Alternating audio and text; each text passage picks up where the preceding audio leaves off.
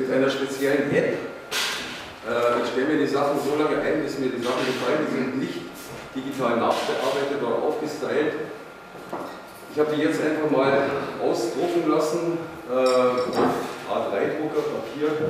Eine ganz einfache Geschichte. Ich will einfach die Leute mit dieser Ausstellung anregen, vielleicht selber sich mal mit sowas zu beschäftigen und kreativ zu sein. Das ist eigentlich der Hintergrund dieser Ausstellung. Die Frage, die hier gestellt wird, ist es möglich, Kunst zu machen mit einem Handy, mit dem Alltagsgegenstand?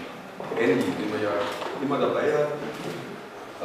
Ich sage ja, ich erwarte natürlich aus dem Publikum noch Beiträge. Wir werden über Kunst reden.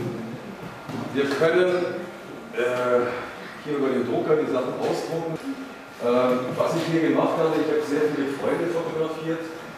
Ich habe Sachen vor die Linse gehalten und die Verfremdung ist irgendwie mein Hauptthema, sage ich mal, in meiner Arbeit. Ich habe teilweise mit Kristallen gearbeitet, die hier vorhängen. Ich habe mit Dias, die ich hier auch in die Wand gestrahlt habe, gearbeitet.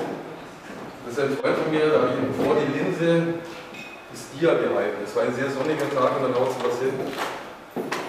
Ich habe sehr viele Selfies gemacht, wie es heißt. Hier ist ein Selfie, wo ein Kristall noch drin ist. Ich habe mich in Räume begeben, wo es einfach sehr dunkel ist, wo man eigentlich sagen kann, da kann man gar nicht fotografieren. Die Optik ist so lichtstark, keine Ahnung, es hat irgendwie hingehauen. Es ist da was dabei rausgekommen.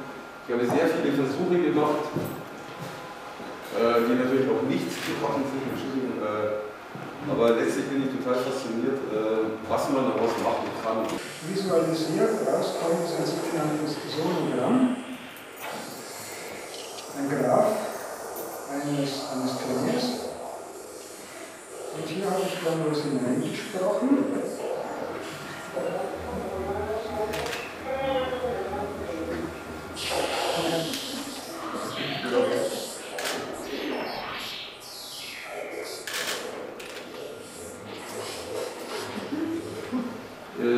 Vor der Toilette ist noch ein Raum, da habe ich zwei Bilder aufgestellt, die gemalt sind. Die stehen im rechten Winkel, da kann man sich reinsetzen und kann in den Dia-Projektionen Fotos machen. Ich sage viel Spaß, und wer sich hinten mal hinmachen möchte.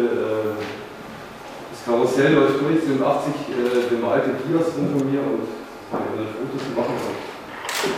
Wenn jemand noch eine Frage hat, dann kann ich persönlich gerne fragen.